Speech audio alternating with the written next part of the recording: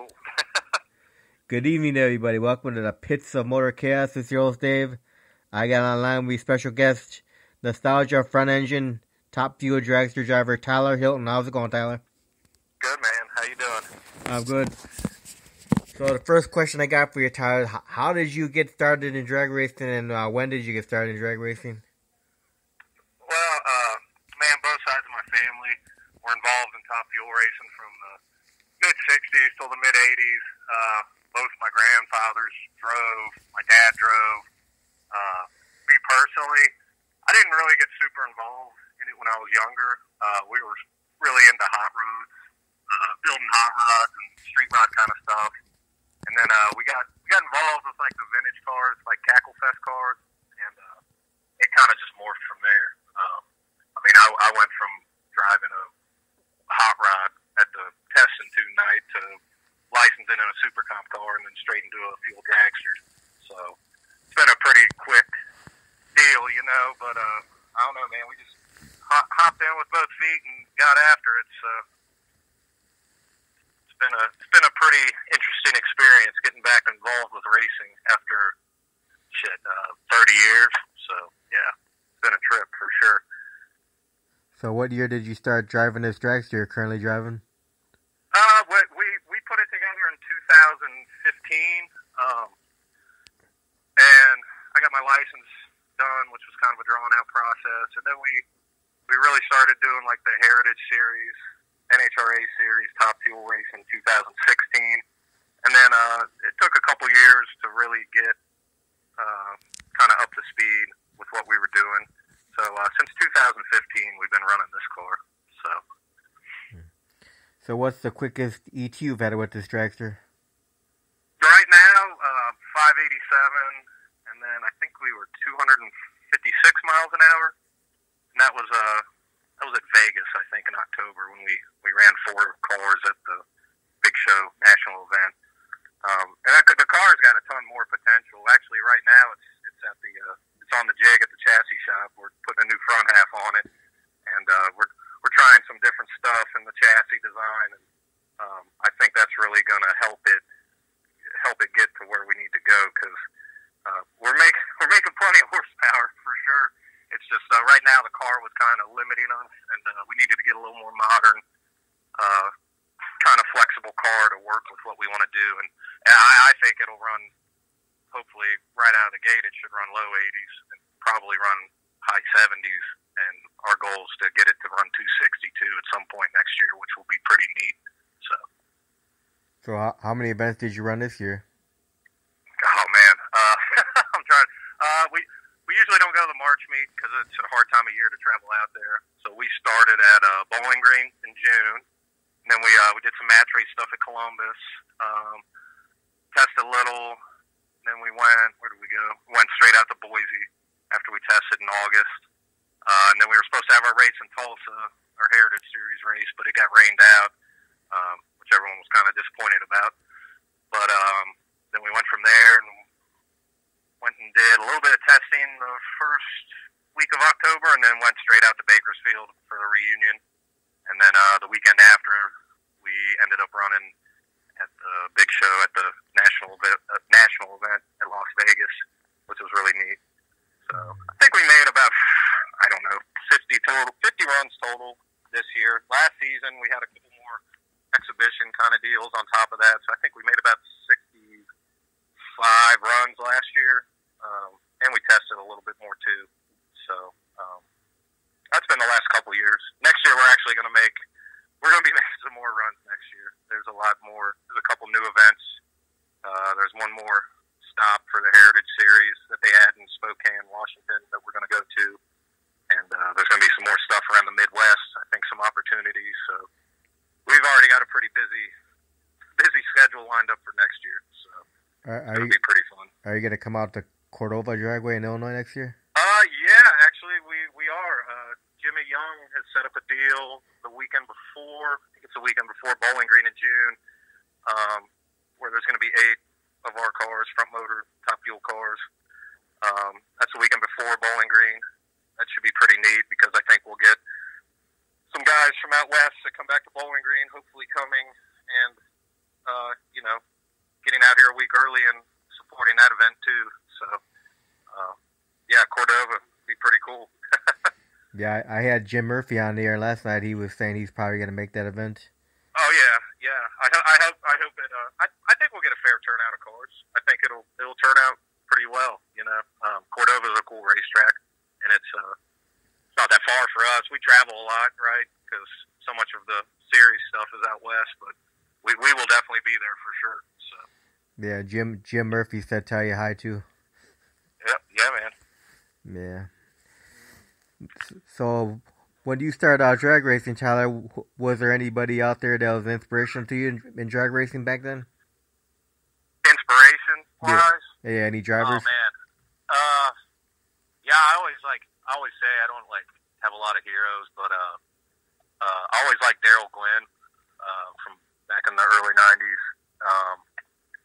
I'm super into drag racing history, right? From the mid-60s to, the early 80s. My dad drove. I think a lot of my influence comes from him. Pretty much all the guys that we race with, man. These cars aren't easy to drive. I think that was my one big learning curve was, it doesn't drive like a rear motor car. You got to get up on the wheel and stay ahead of it, or you'll get behind it pretty quick. So I have total respect for everyone that drives that we race with in the series. So, yeah. I always like who do I always like? I don't know, man. There's so many older drivers, right, that I've met now in their older age. It's like, well, I was looking at magazines from the 70s and stuff and get to meet these guys. It's really cool. That's the cool thing about those reunion events too, on top of racing. So. No. Have you ever met Don Garlits? Oh, yeah. My mom's parents were a pretty well-known team back in the late 60s all the way up to the early 80s. So and they were from the East Coast. They were from Virginia. So they always, they always knew him pretty well. And, he's a trip, man. Some people love him, some people hate him, but you got to respect him because, he did it all, man. He built his own cars, built his own motors, traveled everywhere, right, with him and just a couple guys. And did it all, So yeah, and total respect in my mind for sure. Have you met Shirley Muldowney? No, actually, I haven't. No, I haven't. I met Mindy Fry. I met Mindy. Yeah. How about Krista Greek Karamathines? Oh yeah, no, he's a trip, man. Yeah. He's pretty. He's not 30 years old anymore, right? Right, He's still driving a big show car, right? And he's just timeless, And he still hauls his big show top fuel car to the races and a triple axle chaparral trailer. It's just cool. Yeah, it doesn't. Yeah, the Greek man, total badass for sure. Yeah. Does anyone actually know the guy's real age or no? It's like Escuderian, he's a couple decades past 70, I think, right? So yeah. So you think you'll go that long? Who, me? Yeah. Oh man, yeah, I don't know. I don't know.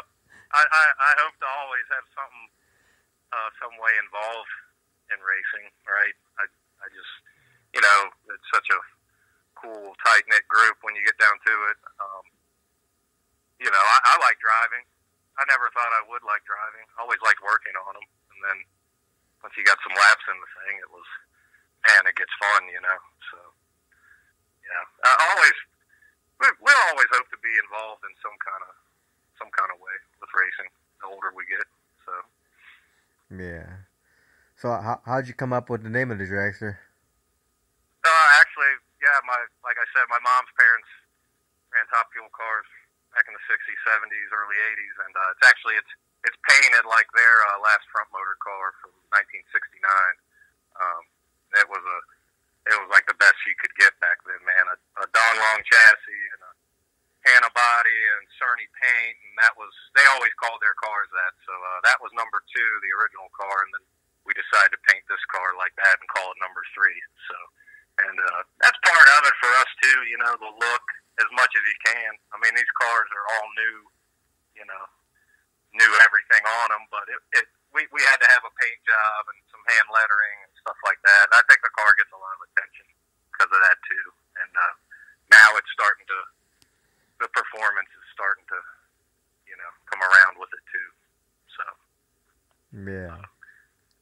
Yeah. So when you take this dragster out, how many crew members do you have, and who are your crew members?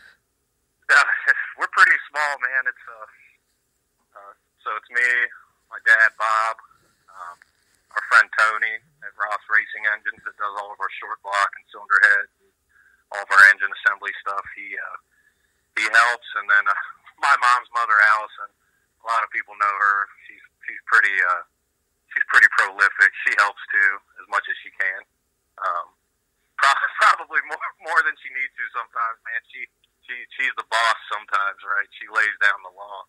But yeah, we're a small crew, man. I mean, like I drive, I do the clutch. Me and Tony get the top of the motor apart. My dad does the bottom end, and we've kept it small like that. I think it's worked. We've like figured out all our shortcuts and stuff to make it work. And because you know we have it's not like a big show. We don't have whatever 40-minute turnaround or whatever, but we got to have the thing warmed up again and on the ground ready to go in 2 hours. So I think we do pretty well. And we run a Chevrolet too. We run a big block, and there's some servicing tricks that we've kind of worked up to make it quicker and easier. So some of you always wish you could have more parts and more people to work on it and that kind of stuff, but I the more that we've done it, we've really kind of meshed together, and it's worked out. And I kind of like it that way. Small crew. We're always there late, but that's okay. I don't go to the drag races to party, you know. I go to the drag races. We go to the races to work and to race. You know? Yeah. So Tyler, what was the experience like for you for the first time driving a Nitro Dragster? Yeah, it was a trip, man. it was an eye opener for sure. We started off with like a little less percentage in it. It still had nitro, right? It still had about 75% in it. But when I was getting my license, right, you got to make like, you know, you got to make a little. You got to leave the starting line. You got to make a half track, and you got to make some full passes. And I had a little bit of a hard time. Like, I don't know. It's a pretty common thing, I guess, with people sometimes. You get there to about half track and you just step off it and you don't know why. And you kind of just got to get over that hump, you know, and see the light at the end of the tunnel and just keep your foot in it and drive it, you know. And so we got over that little hiccup, and then, man, it was an eye-opener for sure. And the more power we made, not the harder it got to drive, just the more aggressive you had to get driving it.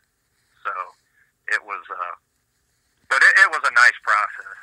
It wasn't like, whoa, you know, I don't think I can do it. Well, sometimes it might have felt like that, but you definitely got to want to do it at the end of the day. You definitely got to want to do it. You know, it's not going to do it for you. You got to want to drive it. Yeah. And it's some people, it's for some people, and for some people it's not, you know. Some people, you know, it's not a big deal. Some people are good to drive, and some people are better at working on them. You know what I mean? Yeah.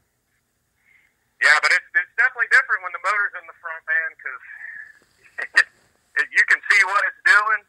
You know, you can see what's coming out of the pipes sometimes. It's really bitching at night when it's got some big flames, you know, and you're sitting between them. When things don't go like planned, all that stuff's coming back on you. So they're definitely a handful to drive. I learn something every time I get in one. You know, I try to get a little better driving wise every time you get in one. So you definitely can't get complacent. I don't think that's when stuff happens. You know, you always got to respect the race car. Right. It can get you quick if you don't respect it and what it can do. You know. So now, do you get advice from some of the veteran drivers out there? I'm sorry. Could you repeat you, Dad. I said, do you get advice from some of the veteran drivers that are out there? Oh yeah. No, I try to. Yeah. I mean, I don't know how many laps I have total. Maybe 150 or 200 right now laps in a car, in this car, in a nitro car. But yeah, guys like Adam Sorokin, he's really focused driver. I just try to talk to everybody. You know, everybody's got a different kind of view on things, and it's nice to see everyone's different kind of views and advice on driving. You know, I'm all ears, right? I'm all ears. The guys that have made more laps than I have, because they've got more seat time. You know, right? Everyone kind of develops. There's certain like procedure you have to kind of, and everyone kind of does the same. You know, car to car, and then there's different styles of driving. Be it how you stage or how a lot of that's based off of how the car's set up too. You know, there's different stuff in the clutch, different ways that cars are set up that you kind of got to adapt to and kind of drive thinking about sometimes. But yeah, I try to talk to everybody that we race with, because we're a pretty small group. You know, try to everyone stay friendly. It's too small a group to have enemies. Real enemies. Well, usually with the nostalgia drivers, everyone gets like one big family. Oh yeah. That's a nice thing about it, man. Everyone, right? When you're up there in the car, when you're up there racing, you want to just rip each other's heads off, and you don't care. You just want to beat the other guy. But when you're back there and you're thrashing, trying to get the thing together, and you need help or you need a part, someone jumps right in to help you, even though you might have just beat them. Which is, I always like that about drag racing. Everyone tends to help each other when it gets down to it. Yeah. So now, currently, do you have any sponsors for your dragster? Yeah, we Redline Oil's been helping us the last few years. They've helped us a lot. The blower shop helps us out. They're out there in Boise, Idaho now. Ross Racing Engines, like I said, Tony, he crews on the car, and we couldn't do without him helping us with all the motor, machine work, and all that type of stuff. Yeah, those are our three main ones. We get some help. Northside Propane, they help us down in Florida. Are friends of ours. They've helped us a lot. They come to the races too. They're actually a lot of help. But yeah, we're getting there. We're getting there slowly but surely. Yeah. So now, just say, for example, that this weekend you were going to race. What would go on the preparation to get that dragster ready to go racing? Oh, if we were supposed to race this weekend? Yeah. Man. Yeah, well, the motor in the car, right? That's a big thing. You can't do it without the engine in the car. Right. Man, a lot of it's loading everything up, getting everything organized, getting it in the trailer. We got a fair amount of parts that we carry with us. We carry a spare long block, lots of cylinder heads, a lot of clutch parts, a lot of clutch discs and floaters. We have a machine that I actually will take to the track to resurface them, but I do a lot of that at home. That's a big part of it, actually, is all the clutch parts. Fuel jugs, right? We try not to travel with nitro if we don't have to, but we'll deal with that. We'll fill all our Redline oil jugs up with Redline. Man, mostly loading the trailer, getting everything to go, right? Because we still keep it pretty small. We have a like a box type trailer and a 350 dually diesel, and we travel usually me and my dad, and that's about it. A big part of it for us is traveling, man. Getting everything in there loaded, ready to travel, because most of our events are out west. So Bowling Green's our closest, right? It's like 4 hours from where our shop is. But and we, Idaho, that's not a short trip. California. Last year we went to Seattle, Washington for Good Guys Pride and Custom. So yeah, stuff goes, it's just the stuff, man. We get stuff ready to build racks of rods and pistons. Tony does that. Usually when we get to the races, go through all the fuel system stuff, make sure it's all cool. Mostly loading spare parts. Making sure the trailer's set up to make long hauls. Servicing the trailer, servicing the truck. I mean, it's just endless, It's just constantly, that's what I like about it. It's just constantly, man. From March till October or November, it's just, it takes everything you got, and then some you don't got. Yeah. So, but that's everybody, man. You ask everybody that races. I mean, that's just part of the game. So, yeah. Now, the dragster stays at your house? Actually, we have a shop. My uncle has a big collection of vintage cars, like cackle cars, dragsters and stuff from the '60s, like restored cars. Right. And then we keep the race car here in Cincinnati at that shop. And we have a small little machine shop in the back, a little bit of fab stuff. So pretty much everything we need to do, that kind of stuff, we can do here. Tony has his engine shop. It's up in Northeast Ohio, and any of our machine work kind of stuff, he does all that, all that kind of stuff, all the short blocks and all that stuff he does. So, yeah. So, do you ever take that dragster out to like car shows and cackle it? We have for good guys.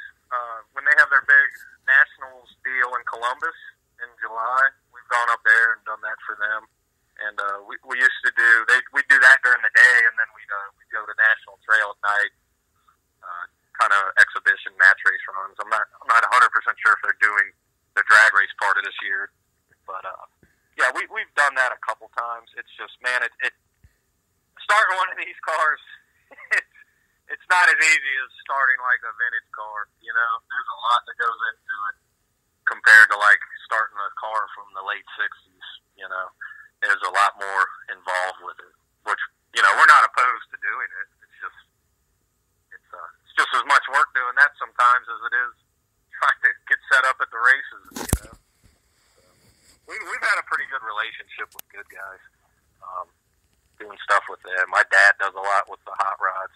My dad and Tony, they do a lot. They build a lot of high-end hot rods, and they're pretty involved with good guys on that side of things. So it kind of all carries over and runs together.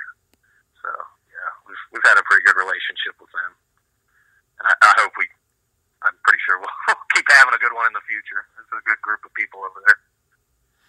Well, that's good. So now, what would be some of your favorite tracks that you like to race on?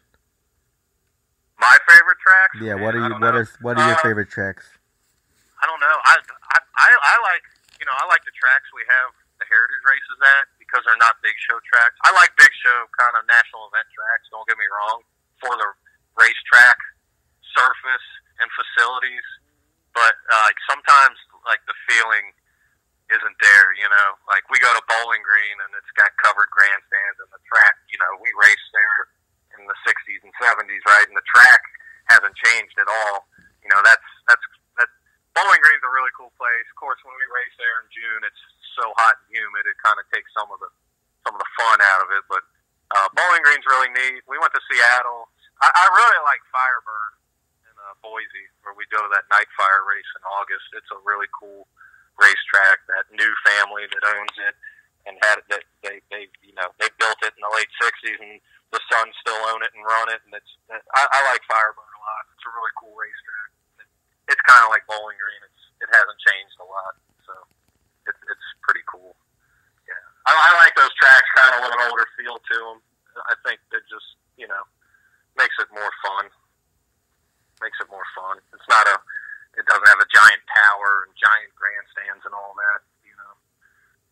I think I like the feel of those tracks. And sometimes those tracks not being like on a national event level, glued to the gills and all that, it makes it funner to try and tune it and drive it to get it down tracks that are like that, It kind of makes it more interesting. Because, like, we ran in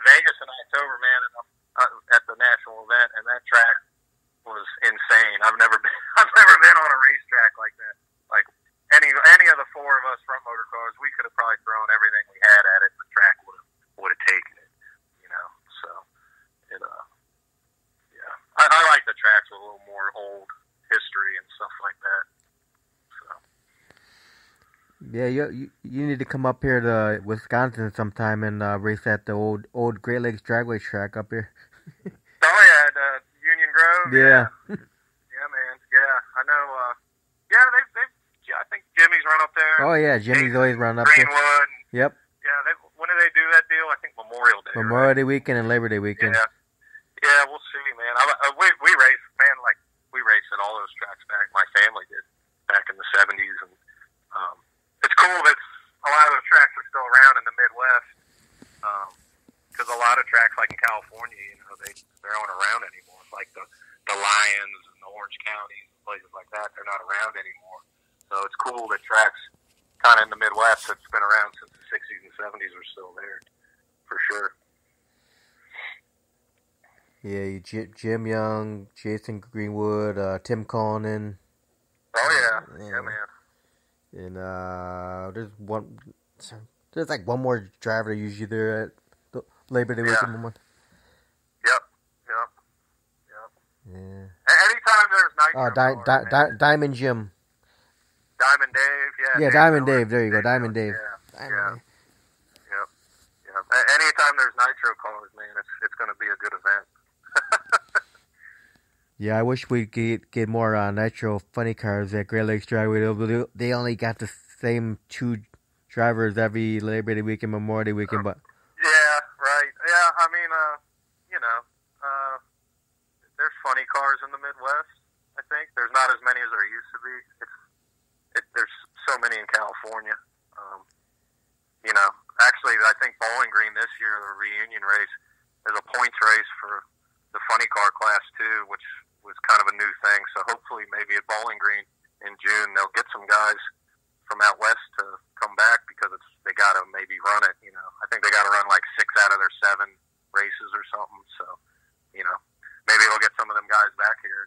It'd be pretty cool to have a full field of dragsters and funny cars at Bowling Green in June and have a really stacked up nitro show. So hopefully that'll happen. Yeah, I know that Cordova event you're going to. I think John Lawson's going to be there with his two funny cars there. Yeah, those cars are. Yeah, we ran up at Martin, Michigan when them guys are up there with Haas and Lawson and them, man. And them cars are they're wicked, man. They put on a really good show. They put on a really good show actually, and those cars are really fun to watch. Really cool. Big Tom Moultrie header flames. Oh yeah, man. Big flames. Big flames. Yeah, 280 miles an hour. That's crazy. Have you ever seen Tom Moultrie's Drastic Plastic fuel altar? Oh yeah, up at Martin, man. Like I said, when we ran up at there a couple times too.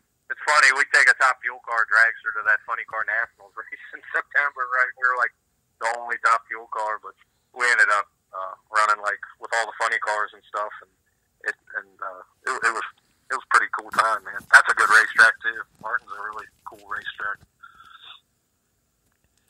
Yeah, so throughout your drag racing career so far, have you had any accidents or close calls at all? No, thankfully, nothing too bad. I ran off a couple tracks off the end, which everyone's done that at some point. Yeah, into the sandbox. But off in the litter, man, off in the kitty litter. But no, I mean, I always, I don't know, man. I try to.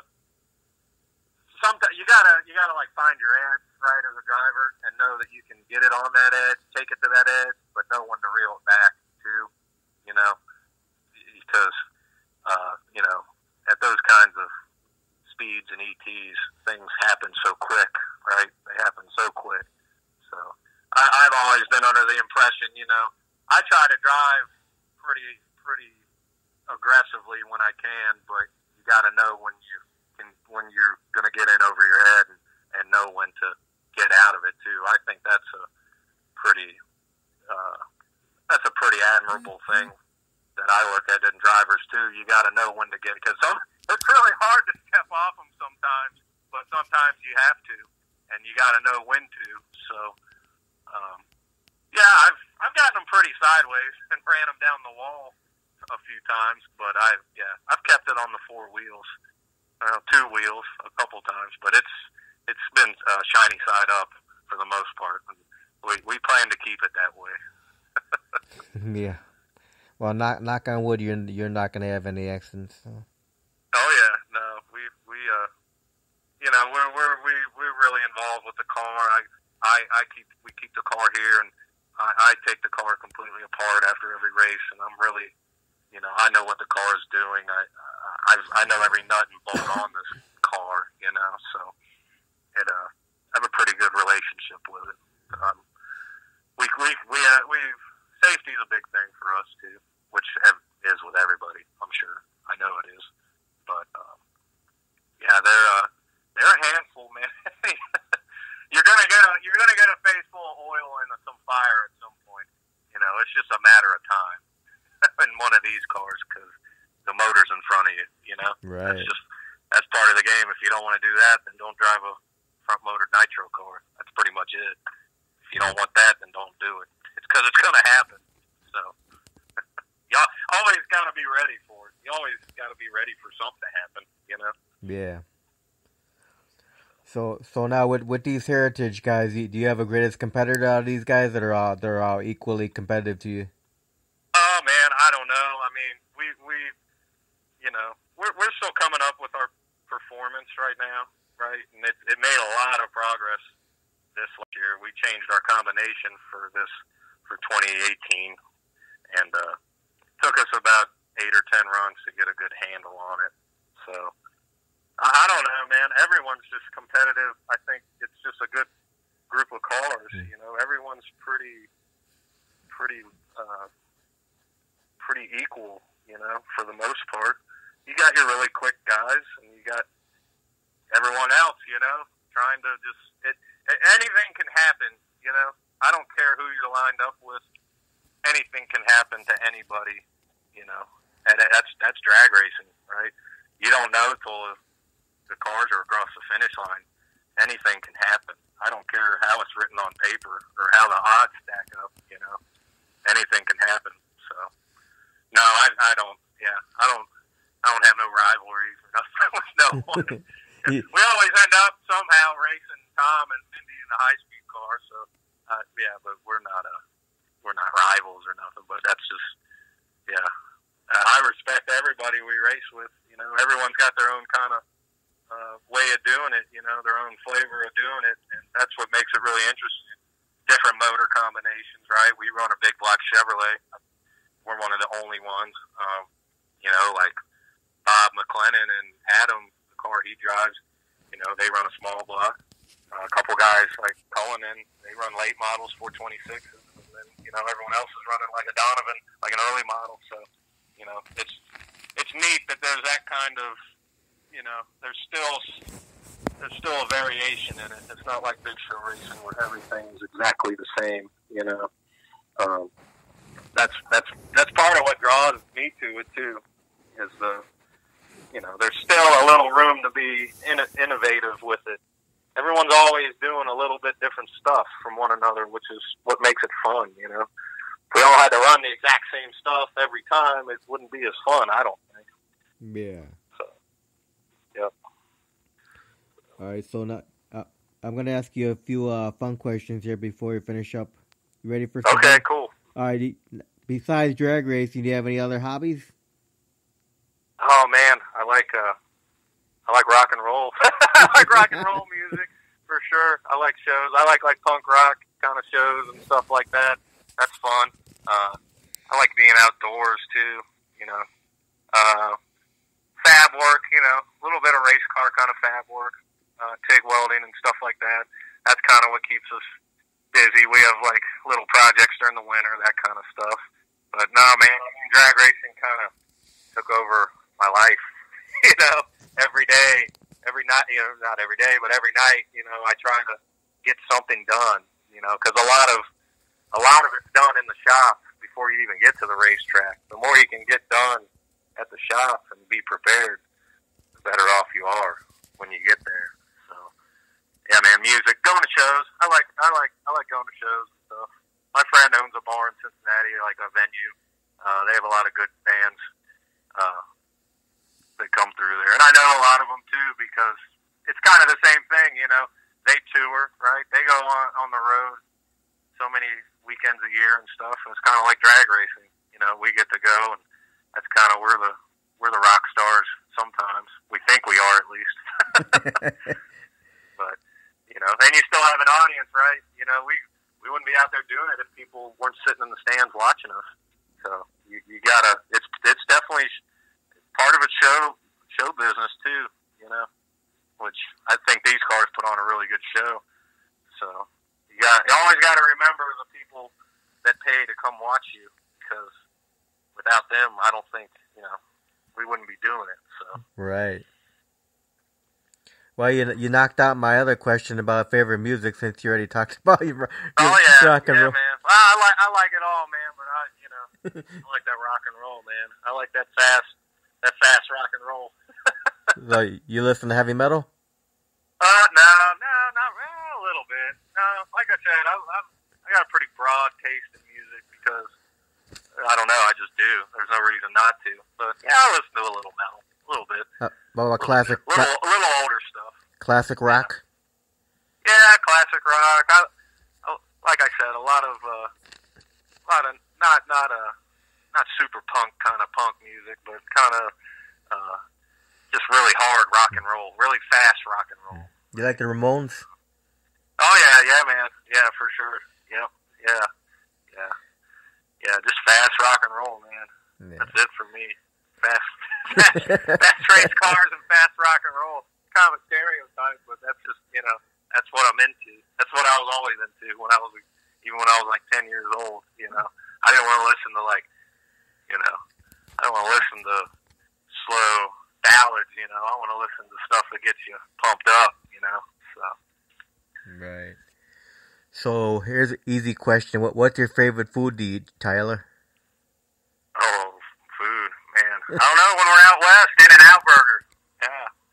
I'm like an In-N-Out addict, man. It's bad. It's really bad. That would probably be it. I like a lot of Hispanic food too.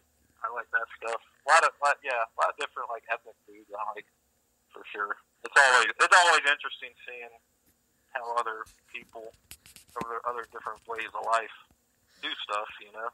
Yeah. So you gotta keep an open mind, for sure, about most stuff. Sometimes I'm pretty hard-headed about some things, but food's not one of them, man. What's your favorite beverage of choice? Oh, man, I try to keep it to water when we're at the races. I used to drink coffee at the races, but coffee in the morning, man, and I get in the race car, it's like, you get all whacked out. But, yeah, we'll keep it at water, man. I try to keep the weight, like, at 180, 170 to 180, because fat people don't drive race cars, you know, so, yeah, water, man. I'm going to go with water. That's my final answer. All right. So, have you won any trophies or plaques or anything throughout your career so far? No, man, we've like I said, the performance really started coming around the second half of this year, right? We went to the semifinals in Boise. That was a big deal, man. Our first round of racing we won was that weekend against Brett Williamson driving Mike Fuller's car, and it was a first round of Top Fuel, so that was a pretty big moment for us, man. You know, and we got the car. You know, we've only been running it for 2.5, 3 years, and we got it in the fives. It's a pretty consistent 5-second car now. But yeah, going to the semis, that was a big deal, man. Anytime we can go somewhere with the group of cars we race with and qualifying, you know, because once you qualify and get in the show, you know, like I said, you never know what's going to happen. But, man, our goal is to go there and get in the show. And as long as we can get in the show, I don't care if you're number 8 or you're number 1.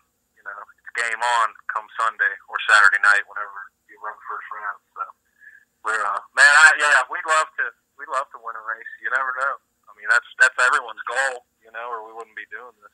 So, we're gonna keep shooting for it. So. All right. Can you think of one most embarrassing moment you had out on the track? Oh man, I don't know. On the track? Yeah, while you're out and ready on the think. racetrack. Yeah, I mean, I don't know. I'm trying to think. Chutes haven't fell out on the starting line yet, so that's a positive. And the car's never failed to start, so that's good. I don't know. I've had it lunge in reverse and kind of flop the wheels around, but you know that happens to everybody. But no, not really, man. I don't know. We try to be so process kind of what's the word? So like our sequence of how we do things, you know. You got to do it the same every time. So as long as you do it the same way every time, you usually don't screw up. So no, I've had to really pee when I've been strapped in the car before, and you just gotta like bite your lip and deal with it. So, but no, I've tried to keep it pretty respectable. Nothing too embarrassing yet. You never know. So, what would you consider to be the fondest memory of your drag racing career so far? Trying to think, man. Ran our first 5. That was pretty awesome. We ran it up at Martin. That last 2017. We finally got it in the 5s. That was a big deal. And it was a night run, right? And I got out of the car at the end, you know, and they come down the truck, you know, and I thought if it ran good, you know, they'd be beeping the horn and excited, you know, and then I said, oh man, it didn't run that well, you know, and then everyone just starts getting, hooting and hollering and all that. So that was a big deal, man, getting it in the 5s. That was a big deal. Like I said, it was at night, and we went straight back. We said, we'll service it in the mornings. I think we drank a couple beers. So, yeah, getting it in the 5s for sure. That was a pretty good. That was a good feeling getting it in there. And even this year, doing it consistently and knowing why it was doing it, that was good. But yeah, getting that first 5 under you. I think for a lot of people, it's a pretty big deal. So now, if people that are listening want to find out where you're going to be running next year, or your schedule, what's the best way for them to find your schedule? I'm going to be putting a tentative type schedule on our Facebook. We have a Facebook page for the race car. It's Great Expectations 3 Nostalgia Top Fuel Dragster. I'll be making a post on there, and it'll have a tentative schedule with all the stuff we have so far. Pretty much, we're probably going to end up running pretty much all of it. There might be 1 or 2 in there that we end up changing or not running. But, yeah. We do a lot on Facebook on that page. Do a lot on Instagram, too. Try to stay pretty conscious with the social media stuff, because that's kind of the direction everything goes these days, So. Right. Well, Tyler, I want to thank you very much for taking the time to interview tonight. And you have any final words or anything or thank you want to give out to anybody out there? Oh man, just thanks to all the people and the companies that support us. And like I said, we're going to PRI tomorrow, and we'll see a lot of them there. But yeah, man, thanks to everyone that has helped us out along the way. And we're just 2019. We're gonna hit it hard and go burn some nitro, man. Go racing. Yep, that's about it. Awesome. Well, thanks again, and we'll try to get you on again next year. Maybe you talk about some big wins next year. We'll get you on there again. Yeah, for sure. I look forward to it. All right, cool. Well, you have a great night, Tyler. All right, you do the same. Thanks, man. Bye.